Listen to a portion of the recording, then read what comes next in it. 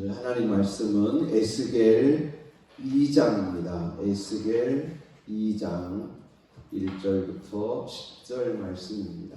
에스겔 2장 1절부터 10절 말씀입니다.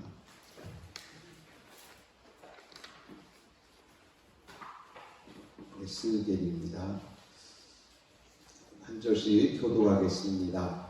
그가 내게 이르시되 인자야 네 발로 일어서라 내가 네게 말하리라 하시며 그가 내게 말씀하실 때에 그 영이 내게 임하사 나를 일으켜 내 발로 세우시고 내가 말씀하시는 자들을 내게 이르시되 인자야 내가 너를 이스라엘 자손 곧 패역한 백성 나를 배반하는 자에게 보내노라.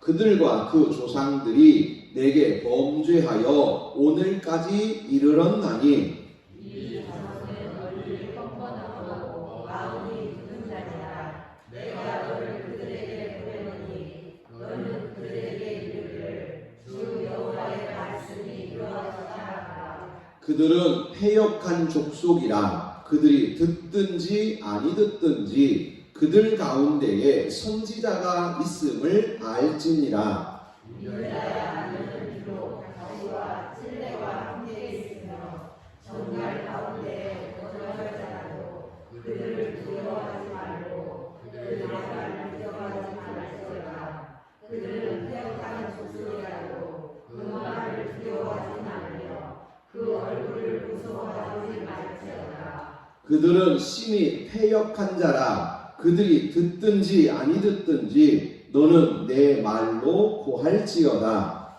너 인자야 내가 내게 이르는 말을 듣고 그 패역한 족속같이 패역하지 말고 내 입을 벌리고 내가 내게 주는 것을 먹으라 하시고 내가 보라 한 손이 나를 향하여 펴지고 보라 그 안에 두루마리 책이 있더라.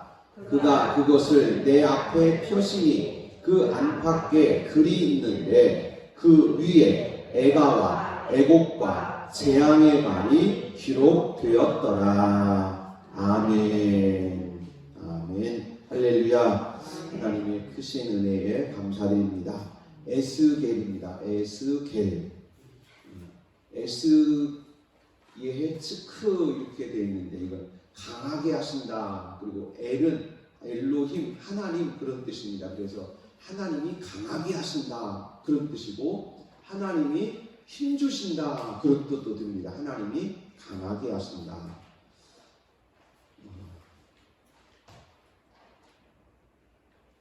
이게 지금 서울에 있는 롯데 잠실 롯데 월드 타워에 123층이고 555m입니다.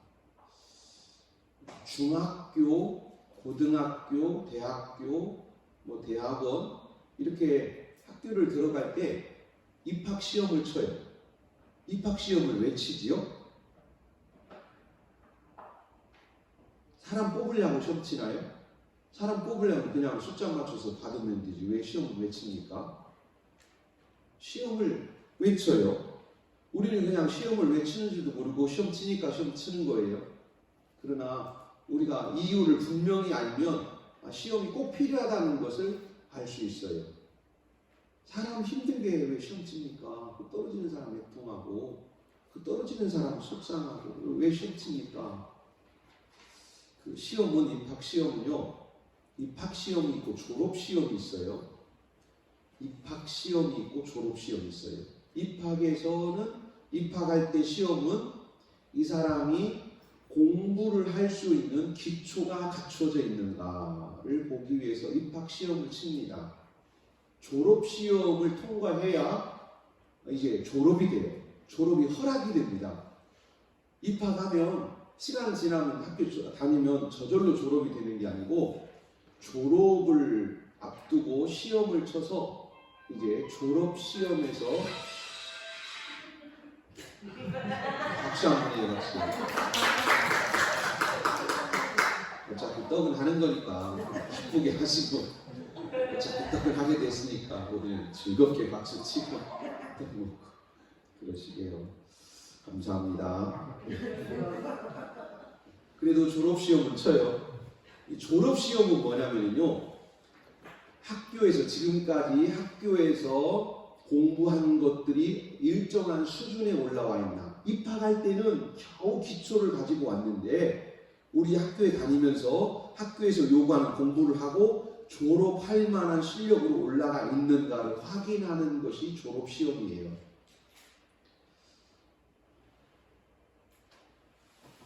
이 건물이요, 세계에서 5번째로 높습니다.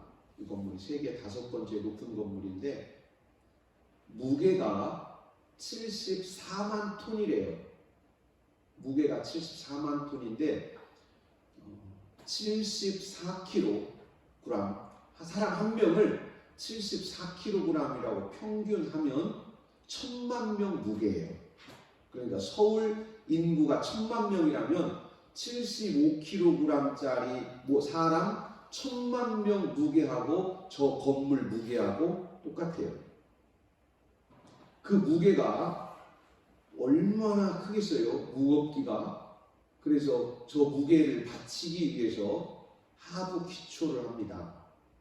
제가 기초를 이렇게 자료를 찾아봤더니 지하 6층이고요. 지하 6층 하부에 높이 6.5m, 가로 세로 72m짜리 대형 매트를 깔았어요. 그런데 그때 사용된 것을 제가 지금 저기다가 몇 가지 써놨습니다.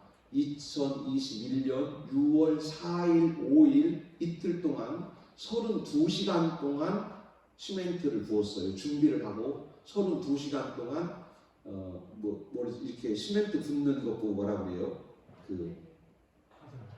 타설하는 펌프카가 30몇 대 들어갔어요. 그래서 32시간을 넣는데 레미콘이 5,300대 들어갔습니다. 레미콘이 5,300대, 무게로는 8만 톤이에요. 철근이 4,200톤 들어갔습니다. 그런데 철근이 일반적으로 우리는 구경도 못하는 철근이에요. 철근 굵기가 어른 손목 두께예요. 직경이 5.2cm, 5.1cm, 그리고 51mm짜리인데 일반적으로는 우리는 사실 저 철근을 볼 수도 없어요. 일반 이런 현장에서는 저 철근을 구경도 못합니다. 그런데 저렇게 굵은 철근을 4,200톤을 썼습니다. 그리고 저기다가 이제 레미콘을 8만 톤을 부었어요. 무엇 때문에 저렇게 합니까? 그 위에 있는 무게 때문에 그런 거예요. 그 위에 74만 톤 무게가 얹혀지는 거예요. 74만 톤의 무게를 받치고 있으려면 기초가 어느 정도 돼야 하는가 하는 거예요. 왜 이걸 말씀드리냐면 우리는 이제 예수 믿는 사람이에요. 신앙생활을 하고 주님을 따르고 주님을 닮고 천국길을 가려고 이제 결심을 했고 늘 우리가 부족하지만 하나님의 은혜를 구하며 성령의 도우심을 구하며 하나님 나 믿음으로 살려고 믿음으로 살겠습니다. 하나님 힘 주세요, 은혜 주세요 하면서 믿음으로 살려고 우리가 애쓰는데 그때마다 우리에게 하나님께서 분명하게 하시는 하나님의 도우심은 성경을 통해서가 제일 확실해요. 꿈이니 환상이니 이런 것들은요 우리가 사실 믿을 수 있는 것이 아니에요. 예레미야서에서는 환상과 꿈은 곡식 속에 들어있는 겨와 같은 것이지만 하나님의 말씀은 알곡과 같다. 하나님의 말씀은 우리가 쌀을 이렇게 밥을 하려고 이렇게 쌀푸대에서 쌀독에서 쌀을 이렇게 한 바가지 꺼내면 하나님의 말씀은 쌀과 같아요. 그런데 그 쌀 옆에 먼지처럼 붙어 있는 게 있어요. 뭐가 붙어 있냐면 가루가 붙어 있어요. 가루. 쌀을 딱 꺼내면서 거기에 쌀 가루가 붙어 있어요. 쌀 가루처럼 우리에게 붙어 있는 것이 환상이나 또는 이적 이런 것들이에요. 그러니까 우리가 꿈과 환상을 중요하다, 귀한 것이라고 생각하는 신앙을 가지면 우리는 헛것을 붙잡을 위험성이 아주 큽니다. 하나님의 말씀을 붙잡으세요. 1.1익도 변함없고 영원부터 영원까지 흔들리지 않는 하나님의 말씀을 단단히 붙잡으시기를 주님의 이름으로 축복합니다.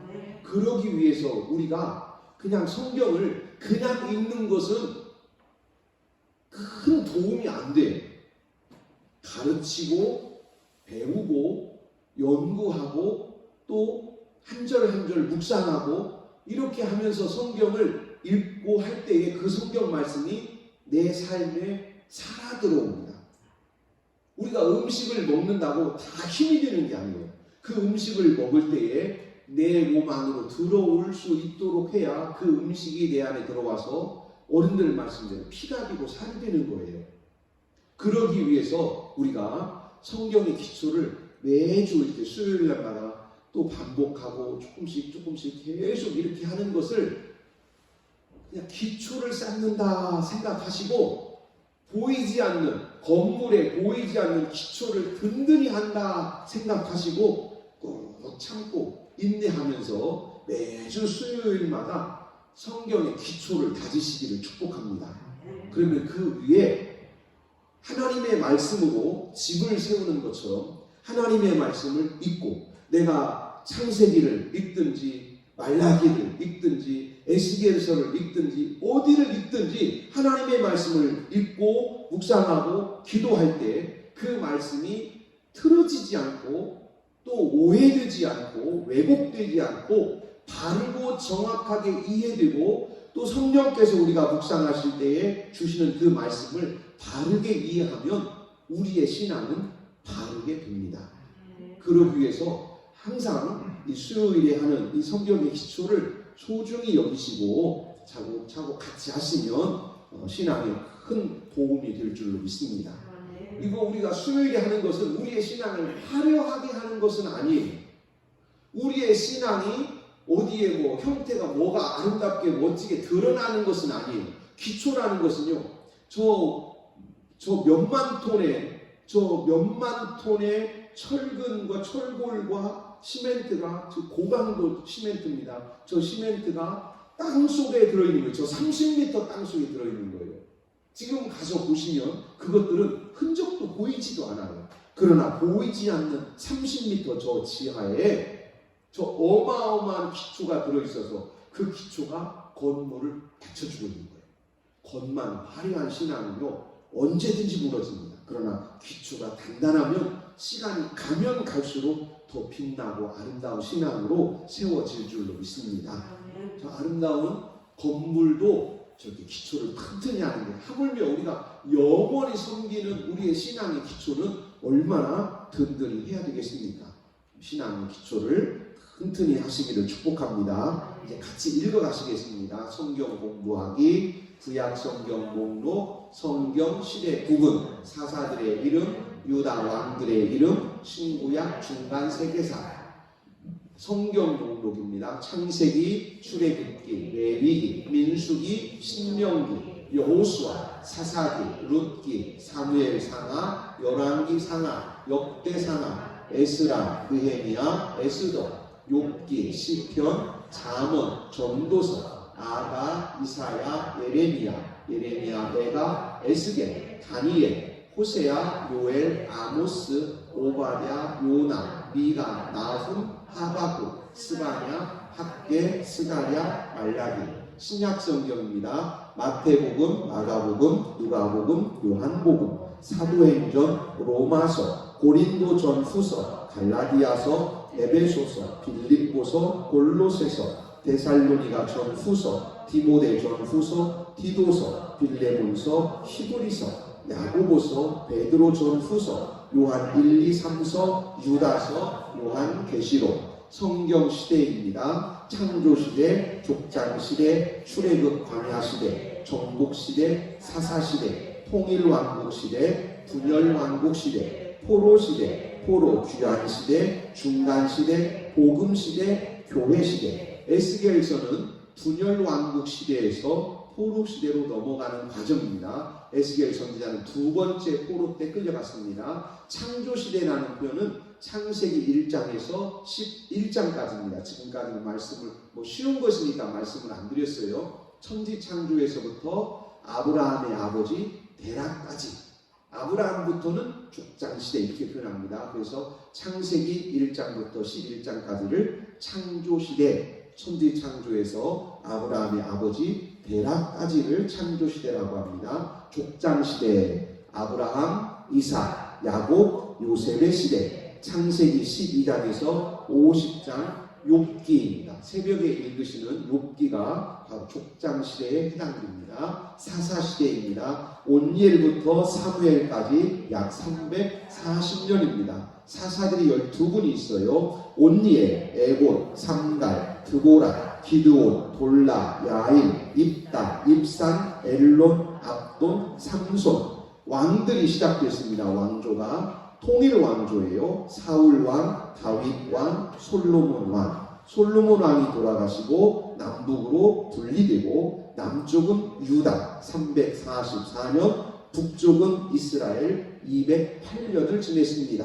북이스라엘의 왕들입니다. 여로보암, 나답, 바사, 엘라, 시므리, 오므리, 아합, 아하시야, 여호람, 예후, 여호아하스, 요아스, 여로보암 2세, 스가랴, 살룸, 므나헴, 브가히야, 베가, 호세야. 주전 722년 아수르에게 멸망했습니다. 남유다 왕들입니다. 르호보암, 아비암, 아사. 잠깐만요. 르호보암의 아버지는 솔로몬입니다. 이렇게 올라가는 거예요. 솔로몬, 다윗, 솔로몬, 르호보암 이렇게 내려가시면 되는 거예요. 르호보암, 아비암, 아사, 여호사밧, 여호람, 아하시야, 아달랴, 요아스, 아마샤, 우시야, 요담, 아하스, 히스기야, 므나세, 아몬, 요시야, 여호아하스, 여호야kim, 시드기야. 이후로는 마태복음 1장에 보시면 예수님의 족보가 거기 쭉 기록되어 있습니다. 시드기야 이후 여고냐 이후 왕들도 예수님의 족보까지 계속해서 마태복음 1장을 보시면 이어지는 것을 알 수 있습니다. 주전 586년에 바벨론에게 멸망했습니다. 포로 시대입니다. 이제 시드기야 왕 때에 주전 586년 나라가 멸망할 때에 그 멸망할 무렵에 포로로 3번에 걸쳐서 끌려갑니다. 1차 포로 주전 605년 다니엘 선지자와 여호야kim 왕이 끌려갔습니다. 2차 포로 때 주전 597년 에스겔 선지자와 여호야kim 왕이 끌려갔어요. 이때 끌려간 선지자가 에스겔 선지자입니다. 2차 포로로 끌려간 거예요. 그러니까 이 전에는 여호야kim 왕 때에는 예루살렘에 살았어요. 에스겔 선지자가. 이때가 끌려갈 때가 약 25살 정도로 연구자들은 추정하고 있습니다. 이때 2차로 포로 때 끌려갔고요. 3차 포로는 주전 586년 시드기야 왕이 끌려가면서 예루살렘은 멸망하게 됩니다. 이제 70년 후에 다시 돌아옵니다. 이때는 페르시아 시대입니다. 1차 귀환 주전 536년 스룹바벨과 예수아 선지자를 통해서 왔습니다. 성전 회복, 성전을 다시 재건했습니다. 2차 귀환은 주전 458년 에스라 선지자를 중심으로 돌아와서 예배를 회복했습니다. 3차 귀환은 주전 444년 느헤미야 선지자를 중심으로 돌아와서 예루살렘 성곽을 다시 쌓았고 에스라 선지자를 중심으로 큰 부흥회를 했습니다. 그래서 신앙운동을 했지요. 1차와 2차 사이에 에스더서가 있습니다. 1차와 2차 사이에 신구약 중간세계사에 들어있는 나라들을 같이 읽겠습니다. 아수르, 바벨론, 페르시아, 헬라, 로마. 이제 로마 시대에 예수님께서 베들레헴에 태어나셨습니다. 예수님의 12제자 베드로, 안드레, 야고보, 요한, 빌립, 바돌로메, 도마, 마테, 야고보, 시몬, 다데오, 가룟유다, 사도 바울, 사도 요한 이런 분들이 이제 신약의 하나님 일꾼들로 쓰임 받았습니다. 에스겔서입니다. 오늘 에스겔서 에스겔이라는 말은 하나님이 강하게 하신다, 하나님이 힘주신다 이런 뜻이에요. 우리가 방금 보신 대로 여호야긴 왕 때에 끌려가서 이제 바벨론 포로 시대를 살았습니다. 약 20년에서 22년 정도 선지자 사역을 했습니다. 바벨론에서 했지요. 성경 시대 구분으로는 분열 왕국 시대 끝부분 포로 시대에 해당이 됩니다. 에스겔 선지자는 제사장 출신이에요. 1장 3절에 부시의 아들 나 제사장 에스겔에게 하나님의 말씀이 임했다고 1장 3절에서 말씀하고 있습니다. 같이 읽겠습니다. 2차 바벨론 포로시에 끌려간 뒤 5년 후부터 예언 사역을 하고 기간은 약 20년 이상입니다. 약 20년에서 22년 정도입니다. 구성은 아주 간단합니다. 에스겔서는 1장에서 3장은 하나님이 에스겔 선지자를 두르셨고 4장부터 32장은 죄악된 이스라엘 백성들을 떠나시고 책망하시는 하나님이시고 33장부터 48장까지는 회복을 약속하시는 하나님의 언약이 담겨 있습니다. 오늘은 이제 끝부분 33장을 중심으로 말씀을 드리려고 합니다. 같이 읽으시겠습니다. 백성이 모이는 것 같이 내게 나오며 내 백성처럼 네 앞에 앉아서 네 말을 들으나 그대로 행하지 아니하니 이는 그 입으로는 사랑을 나타내고 마음으로는 이익을 따름이라. 그들은 네가 고운 음성으로 사랑의 노래를 하며 음악을 잘 하는 자 같이 여겼나니 네 말을 듣고도 행하지 아니하거니와 그 말이 응하리니 응할 때에 그들이 한 선지자가 자기 가운데 있었음을 알리라. 아멘. 에스겔서 그러면요 꼭 하나만 이거 하나만 좀 기억하셨으면 좋겠어요. 따라서 하시죠. 백성은 죄인은 뻔뻔하다. 죄인은 뻔뻔하다. 죄인은 뻔뻔하다. 에스겔서 그러면 뻔뻔하다. 누가 뻔뻔해요? 죄인이 뻔뻔해요. 어떤 죄인이요? 죄를 짓고 나라가 망했어요. 그리고 다른 나라로 포로로 끌려갔어요. 그런데 포로로 끌려갔으면 그곳에서 하나님 앞에 부끄러운 줄 알고 그곳에서 회개하고 그곳에서 하나님 앞에 무릎 꿇을 생각은 안 하고 에스겔 선지자가 제사장이에요. 그러니까 제사장에게 와가지고 따지는 거예요. 아니 저 제사장 선생 하나 물어봅시다. 우리가 뭔 죄를 그렇게 많이 졌다고 이렇게 우리가 남의 나라까지 포로로 끌려와서 우리가 뭔 죄를 졌어? 당신 제사장이니까 한번 얘기 좀 해봐. 그러면서 막 따지고 달려드는 거예요. 세상에 이렇게 뻔뻔한 사람이 어디 있어요? 따라서 하시죠. 죄인이 뻔뻔하다. 여러분 이 뻔뻔하다는 것을 꼭 기억하셔야 에스겔서를 이해할 수 있습니다. 그렇지 않으면 에스겔서 어려워요. 에스겔서에서 죄인의 얼굴이 뻔뻔하다. 에스겔 3장에서는요. 따라서 하죠. 이마가 붓고 얼굴이 두껍다. 여러분 얼굴 우리말로 그러잖아요. 참 저 사람 얼굴도 두껍네. 이거 참 좋은 말이에요. 얼굴 참 저 사람 얼굴 두꺼워. 우리 얼굴도 두껍다 그래요? 뭐 두껍다 그래요? 딱 두껍다 하는 것도 참 좋은 말이에요. 그죠? 거기다 뭐 하나 또 붙여.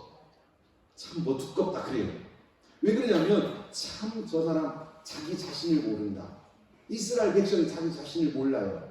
죄를 지어서 하나님이 그렇게 선지자들을 보내서 회개하라고 하셨는데 그래도 회개하지 않고 끝까지 하나님의 말씀을 거역하다가 마침내는 나라가 멸망했어요. 그리고 남의 나라로 포로로 끌려갔어요. 그런데 그곳에서도 얼굴 뻔뻔하게 하고 제사장에게 쫓아와가지고 막 따지고 달려드는 거예요. 그때 에스겔 선지자는 말 한마디도 못했어요. 에스겔 선지자는 이렇게 생각하세요. 죄인은 뻔뻔하고 선지자는 선한 사람이에요. 그래서 선지자가 이 죄인들보다 오히려 얼굴이 더 뻔뻔해야 되는데 그렇게 말을 못해. 예를 들어서 제가 장로님이 정한 예배 시간, 예를 들어서 공예배 장로님이 오늘 예를 들어서 주일 오전 낮 예배 오늘 기도 순서예요. 그런데 장로님이 나 목사님 보기 싫어서 나 오늘 예배 안 가요. 예배를 안 오셨어. 그러면 누가 얼굴이 뻔뻔해야 돼요? 장로님하고 저하고 만날 때 누구 얼굴이 더 뻔뻔해요? 둘이 만났어. 이런 비유예요. 지금 다시 말씀드리면 죄인과 선지자가 둘이 만났는데 죄인들은 얼굴이 뻔뻔하고 제사장은 이 뻔뻔한 사람 앞에서 하나님 말씀을 못 전하겠는 거예요. 왜? 안 들어요. 여러분 제일 힘든 게 뭔지 아시죠? 말 안 듣는 사람 앉혀놓고 말하는 게 제일 힘들어요. 말 안 듣는 사람 앉혀놓고 말하는 것은요, 내 속에 있는 힘이 다 빠져나가는 것 같아요. 사업을 하는데 사업 설명을 해요. 콧등으로도 안, 귓등으로도 안 들어. 근데 그 사람 돌려 앉혀놓고 이야기하면 지쳐가지고 나중에 못해. 안 들으려고 하는 사람이에요. 바로 그 사람들이 누구냐면 바로 이 사람들이 이스라엘 백성들. 이 사람들이 얼굴 뻔뻔하게 들고 귀 막고 고집 피우면서 듣지 않는다. 그런데 너는 그들에게 꼭 이야기해라. 우리 처음으로 다시 한번 돌아가 볼까요? 처음 우리가 읽었던 성경 본문을 2장으로 한번 돌아가서 다시 한번 읽어보시면 이제 아실 겁니다. 자, 3절, 4절만 읽겠습니다. 3절, 4절, 5절. 3절, 4절, 5절. 시작. 내게 이르시되 인자야 내가 너를 이스라엘 자손 곧 패역한 백성 나를 배반하는 자에게 보내노라. 그들과 그 조상들이 내게 범죄하여 오늘까지 이르렀나니 이 자손은 얼굴이 뻔뻔하고 마음이 굳은 자니라. 내가 너를 그들에게 보내노니 너는 그들에게 이르기를 주 여호와의 말씀이 이러하시다 하라. 그들은 패역한 족속이라. 그들이 듣든지 아니 듣든지 그들 가운데 선지자가 있음을 알지니라. 아멘. 야야, 네가 가서 말해도 안 들을 거야. 안 들을 거 나도 알아. 내가 지금까지 수많은 선지자들 보냈는데 안 들었잖아. 그래도 가. 하나님 나 못 가요. 가라니까. 나 못 가요. 나 저 사람들 저 얼굴 뻔뻔한 얼굴 못 봐요. 에스겔 선지자는 못 보는 거예요. 그때 하나님께서 3장입니다. 지금 말씀드린 내용은 3장에 있어요. 그때 하나님께서 에스겔아 내가 네 이마를 저 사람들보다 더 뻔뻔하게 해줄게. 내가 저 사람들 앞에서 네가 절대로 저 사람들 앞에 얼굴 부끄럽지 않게 내가 해줄게. 저 사람들이 얼굴 다 두껍게 와서 뻔뻔하게 고개 들고 이야기할 때 너도 그들과 함께 뻔뻔하게 고개 들고 분명하게 말할 수 있도록 내가 너 힘 줄 테니까 걱정하지 마. 왜냐하면 에스겔 선지자는요 나이가 어렸어요. 나이가 25살 돼가지고 갔기 때문에. 그래서 에스겔 선지자는 그 어른들 장로들입니다. 거기 보면 거기 이스라엘 장로들이라고 표현되어 있어요. 나이가 많은 분들이에요. 그분들이 와가지고 선지자한테 제사장한테 막 따지니까 에스겔 선지자는 그분들한테 뭐라고 말을 못했어요. 말은 해야 되겠는데 뻔뻔하게 말을 못하겠는 거예요. 그래서 하나님께서 에스겔 선지자에게 에스겔아 내가 네 이마 네 얼굴 내가 뻔뻔하게 해줄게. 걱정하지 마. 너도 그냥 얼굴 뻔뻔하게 들고 말해. 왜 해야 되냐고? 내 말이니까 너는 해야 돼. 그 말씀이에요. 따라서 하십시다. 하나님의 말씀을 해야 합니다. 여러분 이웃들에게 예수님 이야기할 때 사람들이 예수 얘기 그만해. 이제 예수 믿는 얘기 그만해. 우리 그러잖아요. 그럴 때 마음을 굳게 하세요. 하나님 내 얼굴 뻔뻔하게 해주세요. 에스겔처럼 하나님 내가 저들에게 더 얼굴에 힘을 주고 저들에게 분명히 말할 수 있도록 하나님 힘 주세요. 에스겔에게 힘 주신 것처럼 나에게도 힘 주세요. 할렐루야. 에스겔 선지자가 그래서 하나님의 그 힘을 얻어서 이스라엘 백성들에게 말을 했습니다. 5절 말씀에 그들이 듣든지 아니 듣든지 이게 에스겔서에서 핵심이에요. 뻔뻔한 얼굴을 향하여 그들이 듣든지 아니 듣든지 너는 말해라. 따라서 하시죠. 듣든지 아니 듣든지 듣든지 아니 듣든지 이것만 정확하게 오늘 이해하시면 나머지는 그냥 쭉 읽어가시면 쉬워요. 듣든지 아니 듣든지라는 말은 들으려면 듣고 말라면 말아. 이거 아닙니다. 제가 이걸 설명해 드리려는 거예요. 하나님께서 에스겔 선지자에게 듣든지 아니 듣든지 너는 꼭 말해야 된다라고 할 때에 이 듣든지 아니 듣든지는 무슨 뜻이냐면 따라서 하시지요. 절대로 포기하지 마라. 포기하지 말라는 거예요. 저들이 안 듣는다고 포기하지 마. 계속 얘기해. 왜냐하면 그렇게 해야 산다. 왜냐하면 내가 저를 포기하지 않았어. 하나님이 이스라엘을 포기하지 않으신 거예요. 그래서 에스겔 선지자에게 계속 말씀하신 거예요. 에스겔아, 내가 저를 포기하지 않았다. 너 해야 돼. 가서 계속 얘기해. 안 듣는데요. 안 들어도 또 해. 들으면 좋지. 안 들으면 또 해. 듣든지 아니 듣든지 계속해. 왜요? 내가 포기하지 않았으니까. 내가 포기하지 않았다. 에스겔아, 내가 저를 포기하지 않았어도 해야 돼. 그러면서 저들이 이제 어느 순간에 귀가 열리고 하나님의 음성을 듣는 바로 그 순간에 그들은 깨달을 것이다. 하나님이 나에게 선지자를 보내주셨구나. 할렐루야. 귀가 열리는 그 순간에 알게 될 것이다. 그들 가운데 선지자가 있음을 알리라. 할렐루야. 여러분, 우리도 이렇게 열린 마음을 가지고 성경 말씀을 들어야 되고 읽어야 되고, 우리가 이웃들에게도 복음을 전할 때에도 듣든지 아니 듣든지, 다시 말씀드리면 들으려면 듣고 말라면 말어, 이게 아니고 하나님이 당신을 포기하지 않으십니다. 나도 포기하지 않습니다. 그래서 예수님 이야기 또 하겠습니다. 나도 당신에게 끝까지 예수님 이야기 하겠습니다. 십자가 이야기 또 하겠습니다. 왜? 하나님이 포기하지 않으셨으니까 나도 또 전합니다. 그러다가 어느 순간에 하나님께서 귀를 여시고 하나님의 음성을 듣고 믿음을 갖는 바로 그 순간에 그들은 하나님의 음성을 듣고 구원받는 백성 될 줄로 믿습니다. 이제 다시 또 돌아갑니다. 34장으로 다시 돌아가겠습니다.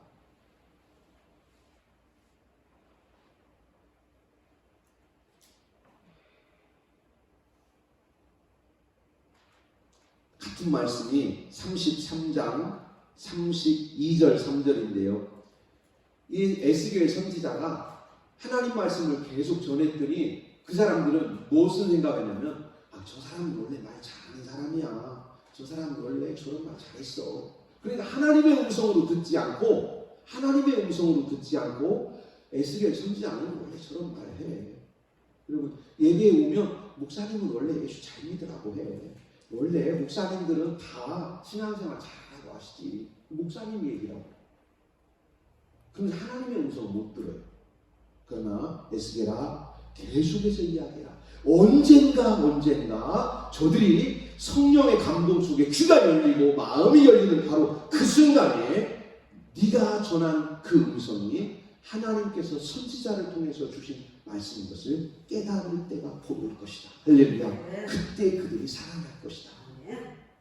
주님의 음성 들리기를 축복합니다. 44장입니다.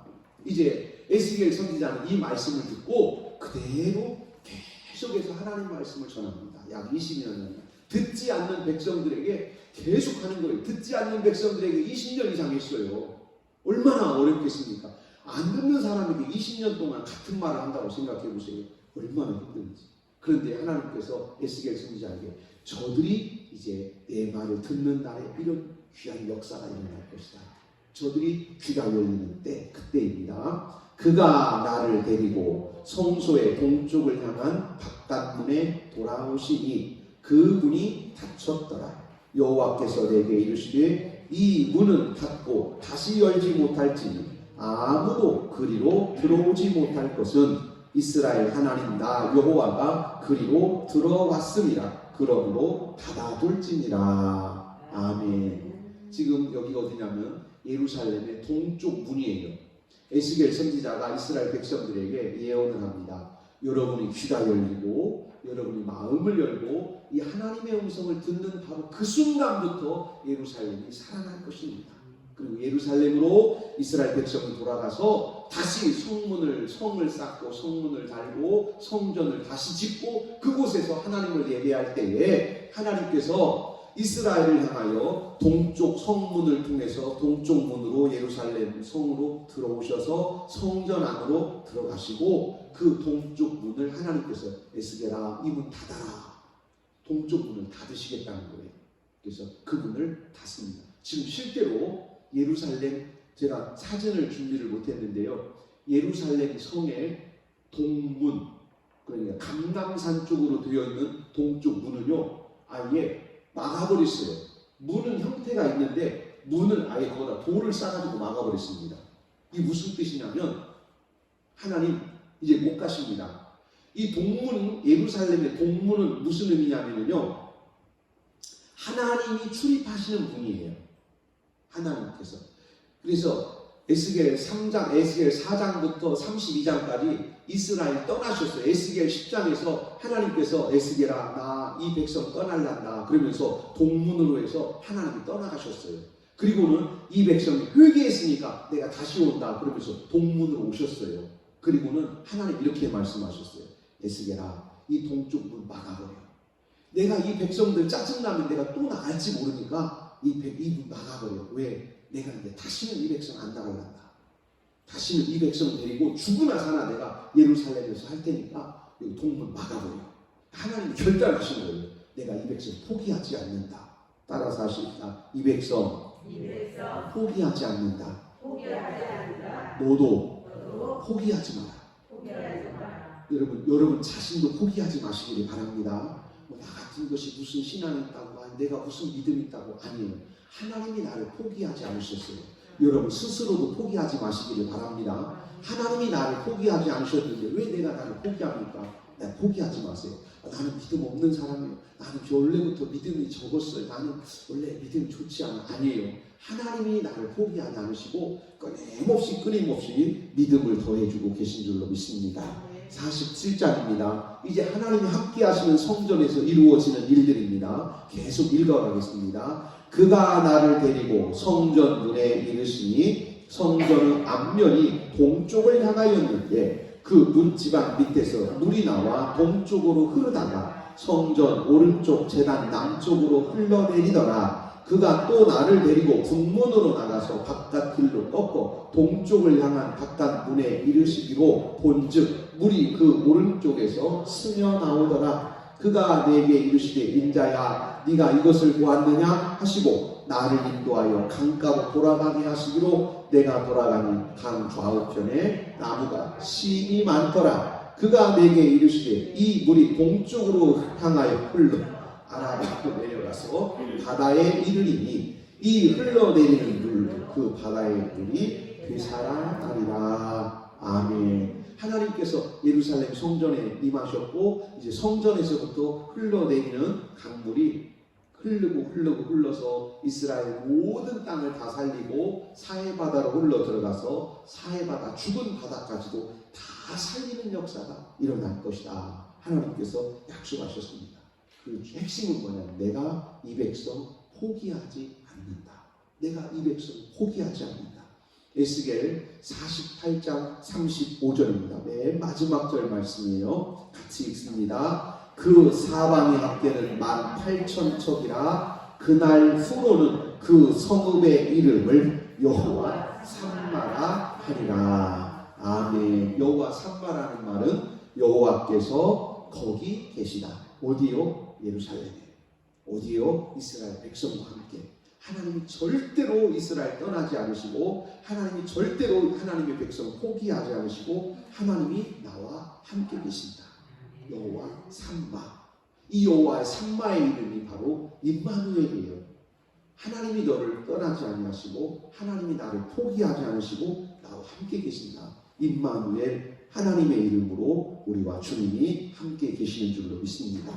이제 요한계시록을 한번 살펴보겠습니다. 매우 닮아 있어요. 요한계시록과 이제 에스겔 40장 이후 40장에서 48장까지는 매우 많이 닮아 있습니다. 같이 읽으십니다. 또 그가 수정같이 맑은 생명수의 강을 내게 보이니 하나님과 및 어린 양의 보좌로부터 나와서 길 가운데로 흐르더라. 강 좌우에 생명나무가 있어 12가지 열매를 맺되 달마다 그 열매를 맺고 그 나무 잎사귀들은 만국을 치유하기 위하여 있더라. 다시 저주가 없으니 하나님과 그 어린 양의 보좌가 그 가운데 있으리니 그의 종들이 그를 섬기며 그의 얼굴을 볼 터이요 그의 이름도 그들의 이마에 있으리라. 아멘. 2절 말씀에 생명수의 강이 길 가운데로 흐르더라. 예루살렘 길 가운데에 생명수의 강이 흐르더라는 거예요. 예루살렘, 새 예루살렘, 즉 하늘로부터 내려온 새 예루살렘의 길 가운데에 생수의 강이 흐르더라. 어디서부터 나와서요? 어린 양의 보좌로부터.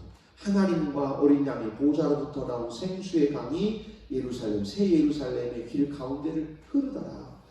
에스겔 선지자도 회복된 예루살렘을 환상 가운데 봤더니 성전 문지방 밑에서부터 흘러나온 생수가 이스라엘 온 땅을 적시고 죽은 강을 살리더라. 이렇게 말씀하고 있습니다. 새벽에 오시는 우리 장로님, 권사님, 우리 집사님들 새벽에 이렇게 기도하러 오시잖아요. 기도가 끝나고 집으로 가실 때에 하나님, 내 속에서 요한복음 7장에서 말씀하신 믿는 자는 그 배에서 생수의 강이 흘러나리라 하신 하나님, 오늘 하루 동안 살아가면서 내 안에 계신 주님으로 말미암아 생수의 강이 흘러서 내가 가는 곳마다 생수의 강이 흐르게 하시고 내가 만나는 사람들에게 생수의 강이 흘러가게 하시고 내가 하는 모든 일들 속에 생수의 강이 흐르게 나를 사용하여 주옵소서. 할렐루야. 이렇게 기도하시면서 하루를 출발하시기를 주님의 이름으로 축복합니다. 그러면 주님께서 하루를 성령으로 이끌어 주실 줄로 믿습니다. 이제 요한계시록 22장입니다. 22장. 다시 밤이 없겠고 5절 다시 밤이 없겠고 등불과 햇빛이 쓸데없으니 이는 주 하나님이 그들에게 빛이심이라 그들이 세세토록 왕노릇 하리로다. 아멘. 사도행전입니다. 사도행전. 그들이 모였을 때에 예수께 여쭈어 이르되 주께서 이스라엘 나라를 회복하시니 이때니까 하니 때와 시기는 아버지께서 자기의 권한에 두셨으니 너희가 알 바 아니요 오직 성령이 너희에게 임하시면 너희가 권능을 받고 예루살렘과 온 유대와 사마리아와 땅끝까지 이르러 내 증인이 되리라 하시니라. 아멘. 이제 오늘 예배를 마치고 우리가 또 가정으로 우리 일터로 갑니다. 우리가 이렇게 기도하고 하루를 시작하고, 이런 집에서도 마찬가지예요. 하루를 시작하면서 기도하고, 아니면 일터에 가서 하루를 시작하고, 아니면 회사에서 또는 농장에 가서 하루 시작하면서 하나님, 오늘 이곳에서 생수의 강이 흐르게 하시고 오늘 내 안에 계신 주님의 역사가 내가 가는 모든 곳에서 일어나도록 하나님 나를 사용하여 주옵소서. 오직 성령이 너희에게 임하시면 땅끝까지 증인되리라 하신 이 말씀이 무슨 뜻이냐면, 나를 통해서 생수의 강이 흘러나리라 흘러가리라 하신 말씀을 이제 새롭게 해석된 거예요.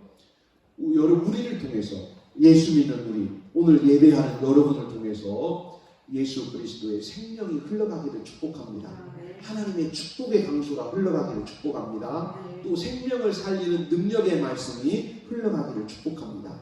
하나님 나라가 언제 회복됩니까? 하나님 나라가 언제 이 땅에 옵니까? 그것은 하나님이 하실 일이고, 우리가 진짜 지금 마음 쏟아야 될 일은 뭐냐면 내 사명을 포기하지 않는 것입니다.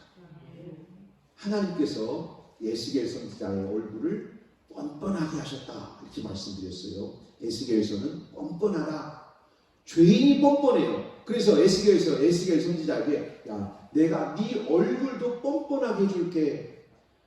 제가 실제로 에스겔서를 읽고요, 어떤 목사님 이야기의 간증이에요. 어떤 목사님이 신학교를 갔는데, 신학생 때예요.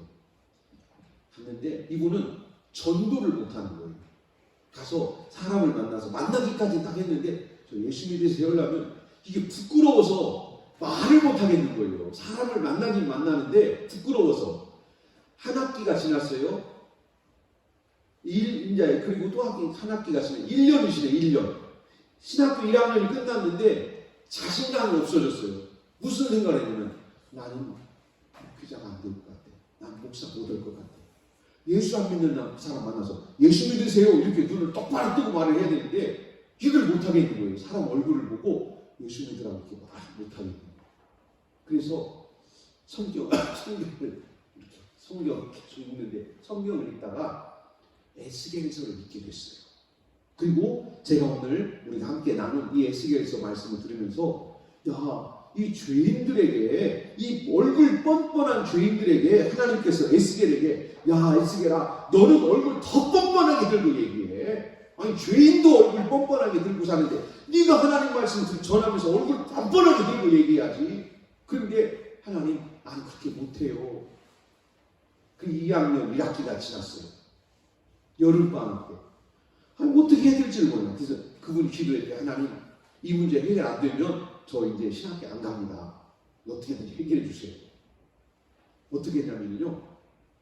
그분이 여름방학 내내 엿장사를 했어요. 엿장사.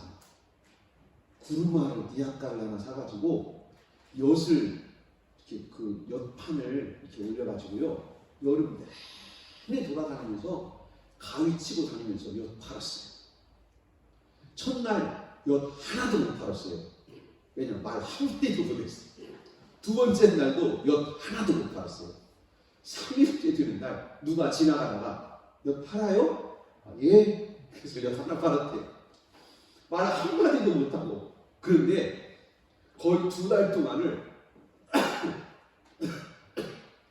엿판을 들고 다니면서 두드리고 다녔는데 얼굴이 새카매졌고 이분이 간증해요. 나 2달 동안 얼굴 뻔뻔해졌어요. 2달 끝나고 났더니 이제는 가서 엿사시오 그런데도 하나도 안 부끄럽대.